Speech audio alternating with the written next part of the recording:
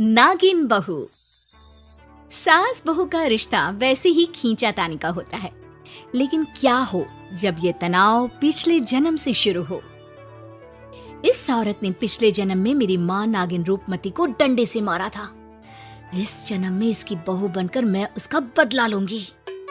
बहू खड़ी होकर सास को घूर घूर कर बदला लेने का प्लान बना रही थी कि सास, हाय रे बहू, खड़ी खड़ी थक गई होगी, बैठ जाया कर, पैर में दर्द हो जाएगा। माँ जी, बड़ों के सामने बैठना मेरे संस्कारों में नहीं है।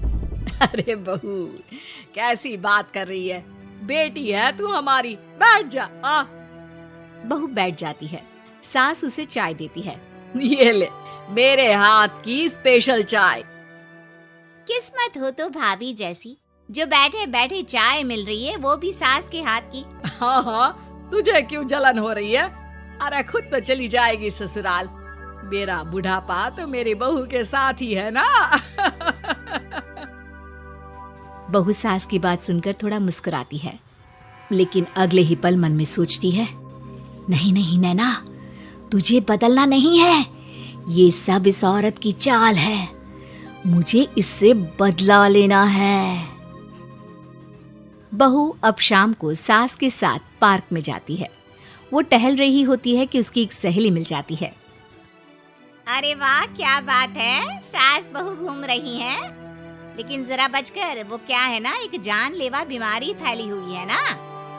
हाँ, जानते हैं, तभी तो पूरी सतर्कता के साथ घूम रहे हैं।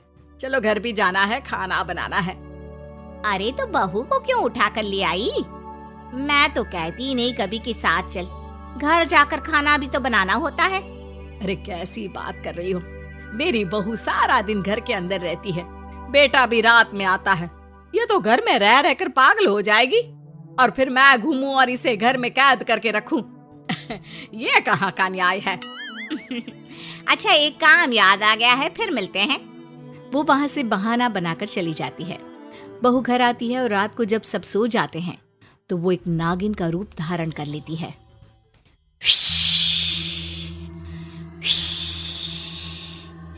जाने कहाँ चली गई बुढ़िया, आज तो मैं इसका काम तमाम करके ही सांस लूंगी।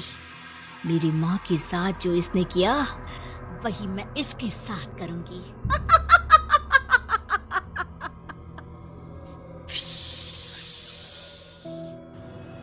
बहू सास को ढूंढ ही रही होती है कि पति की आवाज आती है। नैना, पानी लेने गई हो तो मेरे लिए आइसक्रीम ले आना फ्रीजर से, बहुत मन कर रहा है खाने का, और जरा जल्दी आना। नैना तुरंत बहू का रूप ले लेती है। अरे ये कैसे उठ गए? ये तो गहरी नींद में सो रहे थे, और इतनी रात में आइसक्रीम? मतलब अभी 1 घंटा और नहीं सोएंगे, तब तक तो मुझे ही नींद आ जाएगी। अरे कहाँ हो यार? अरे ये फिस फिस सी आवाज क्या आ रही है? देखो तो कोई चूहा है क्या? बहू खुद की तुलना चूहे से सुनकर गुस्सा हो जाती है। वो आइसक्रीम लेकर कमरे में आती है। क्या कहा? फुस फुस चूहा करता है? वो चीची चीची करता है, समझे? और फिस फिस करती है नागिन, इच्छाधारी नागिन। अरे यार, क्यों डरा रही हो? आज के जमाने में इच्छाधारी नागिन वागिन कुछ नहीं होती, वो तो सिर्फ फिल्मों में होती है, श्रीदेवी वाली फिल्मों में। पत्नी अगले ही पल श्रीदेवी का रूप धर लेती है। पति देखता ही रह जाता है, लेकिन फिर वो नैना बन जाती है। नैना, श्रीदेवी आई थी। क्या कह रहे थे तुम? इच्छाधारी नागिन वागिन कुछ नहीं होता। मतलब तुम नागिन हो? माँ बचाओ। नैना डर जाती है और तुरंत पति को बेहोश कर पुरानी बातें भुलाने वाला जादू कर देती है। अगले रोज, अरे यार, ये सर दर्द हो रहा है, लग रहा है जैसे किसी ने जोर का हथौड़ा मार दिया हो।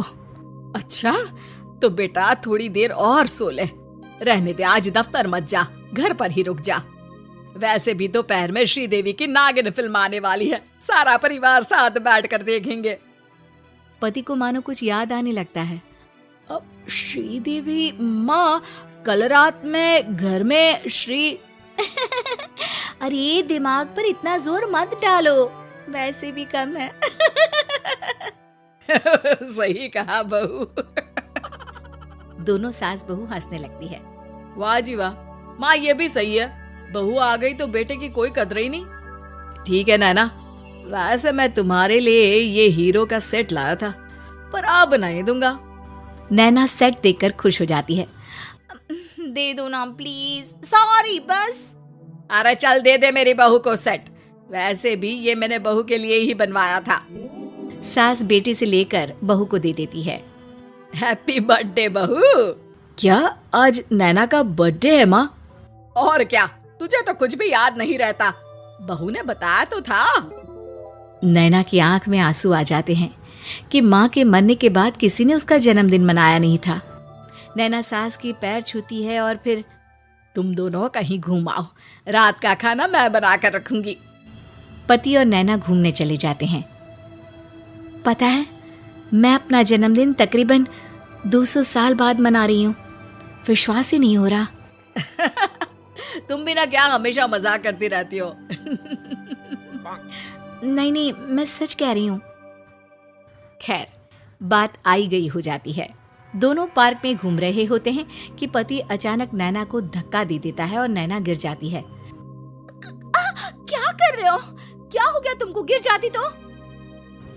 पति अचानक नैना को गले लगा लेता है और फिर रोने लगता है। पति का ये बदला हुआ रूप देखकर नैना पूछती है, क्या हो गया है, बोलोगे कुछ? मैं ठीक हूँ, रो मत। पति की आंख लाल हो जाती है। वो नैना को दिखाता है कि उसके पैर के पास से होता हुआ एक सांप निकल जाता है। बाप रे, ये काट लेता तो मैं मर ही जाती। नहीं, मैं तुम्हें कुछ नहीं होने देता। मैंने अपने पिता को सांप के काटने से ही खोया है, माँ आज तक संभल नहीं पाई है। नैना हैरान हो जाती है। क्या हुआ था आपके पापा को? मेरे जन्म के सिर्फ 2 महीने बाद ही मम्मी के सामने एक सांप ने पापा को जकड़ लिया था। माँ ने उस सांप से कई निवेदन किए लेकिन वो नहीं मानी। शहर के सबसे बड़े सपेरे ने भी उस सांपिन से बात की लेकिन उसे जरा भी तरस नहीं आया। सिर्फ मजे लेने के लिए उसने मेरे पिता को मार डाला। ये बात नैना की माँ की हो रही थी। फिर तो तुम लोगों ने उस सांप को मार दिया होगा ना? नहीं, हमने नहीं, उस सपेरे ने। माँ ने तो बहुत मना किया कि जंतु है ना, उसमें भी जीव है, और वैसे भी हमारे संस्कार में सांप को मारना ठीक नहीं माना जाता। नैना को अपनी गलती का एहसास होता है। वो रोने लगती है। अरे क्या हो गया पगली, बचा लिया है मैंने तुम्हें, कुछ नहीं होने दूंगा।